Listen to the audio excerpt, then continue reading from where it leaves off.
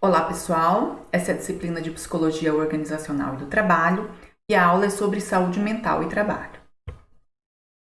Então, para o Freud, que é um psicanalista famoso, a saúde mental é a capacidade que a gente tem de amar e de trabalhar.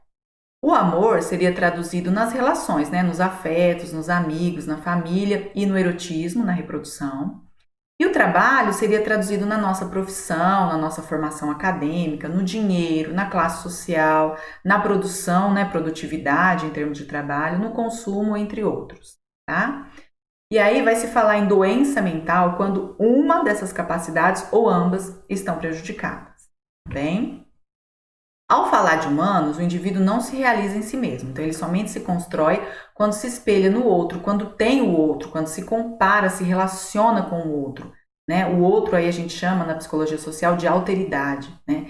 Então o pai não vai se constituir enquanto tal sem o filho. Um professor não vai se constituir enquanto professor sem os alunos. Né? Um líder não vai se constituir enquanto líder sem os colaboradores de equipe.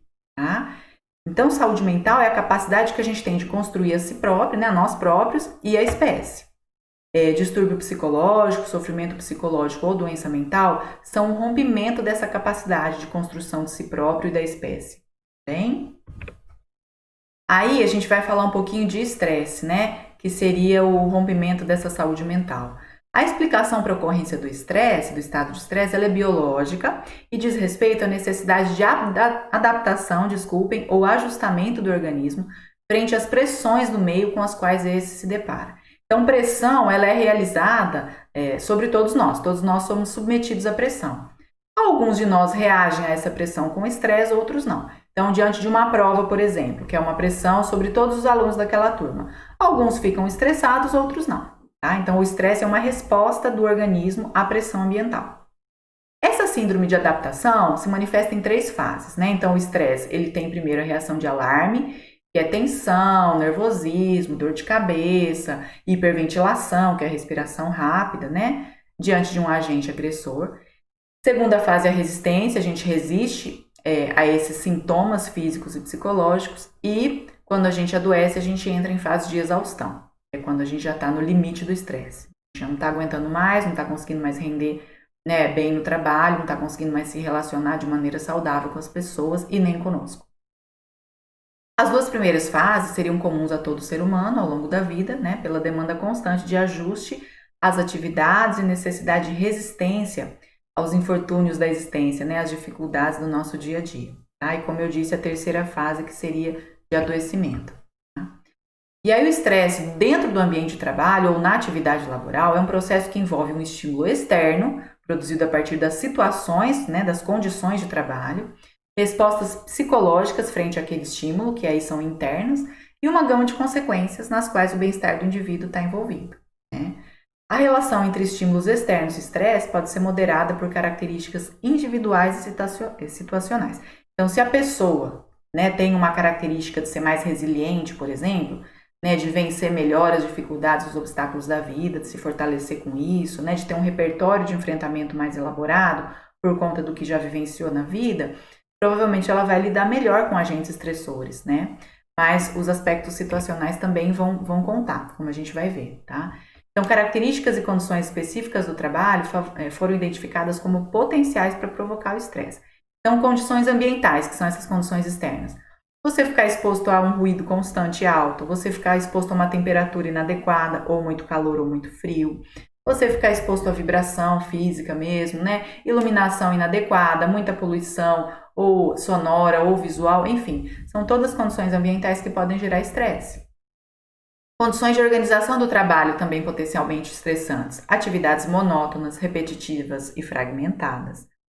Sobrecarga de atividade. Conflito e ambiguidade de papel, o que é isso então? É quando você é solicitado a fazer uma tarefa A e ao mesmo tempo tem que fazer a tarefa B. Né? Existe um conflito e é uma ambiguidade de papel. Você não sabe para qual tarefa você se direciona, qual é mais importante, qual é prioritária, e você é cobrado para fazer as duas, né? Com igual prazo, por exemplo. Tá? E não tem tempo para isso.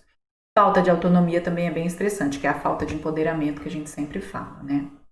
A natureza e a severidade do estresse dependem, então, das características da demanda, do contexto, como a gente já viu, e da qualidade da resposta emocional e o processo de enfrentamento ou coping, né, do inglês, mobilizados no indivíduo. Então, como eu falei, se você é uma pessoa que sempre foi exposta a pequenas frustrações desde a infância, essas frustrações foram aumentando e você foi ensinado a lidar de maneira saudável com elas, provavelmente você vai ter um repertório de enfrentamento mais diversificado e mais adequado para lidar com as demandas da vida adulta no ambiente laboral.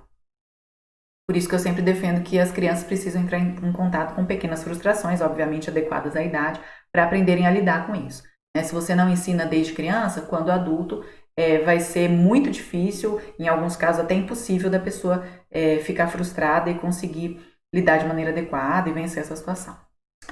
Entre as características pessoais mediadoras entre trabalho e estresse estão a autoestima e o centro de controle ou locus de controle, tá? Então, quanto mais elevada a autoestima da pessoa, menor o estresse no trabalho.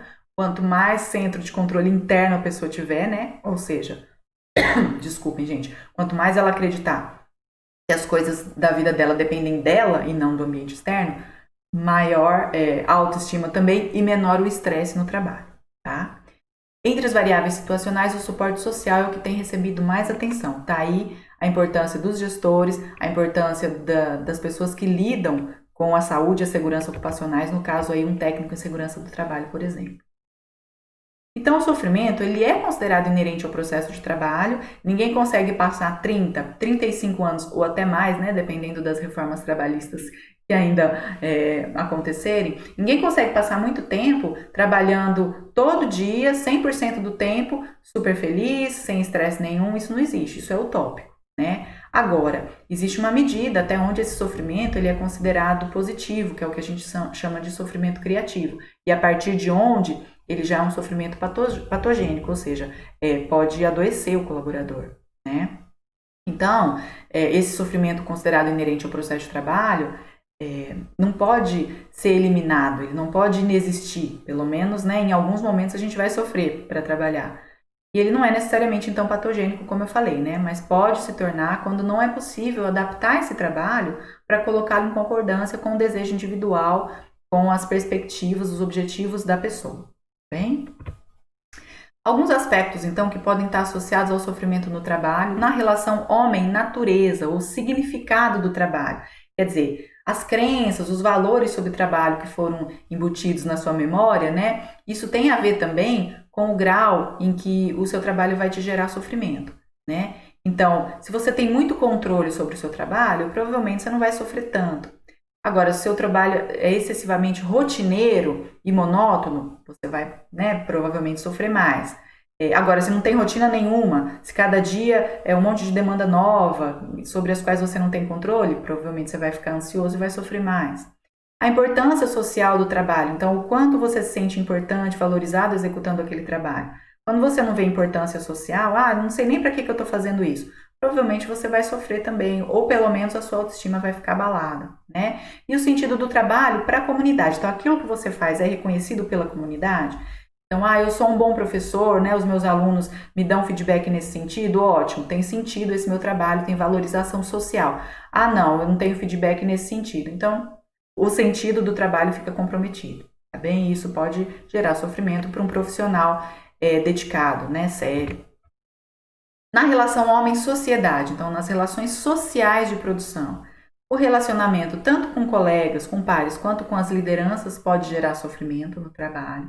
O suporte social que eu recebo, né, dentro e fora do trabalho, o suporte afetivo, geralmente, que eu recebo fora do trabalho, e quando há, por exemplo, conflito trabalho e família, eu tenho que trabalhar tanto, eu tenho que trabalhar em 2 empregos, por exemplo, para conseguir subsidiar, pagar as minhas contas, né, subsidiar a sobrevivência da minha família, e aí não consigo passar tempo suficiente com a minha família. Isso está gerando um conflito pessoal para você, então provavelmente você vai sofrer, bem?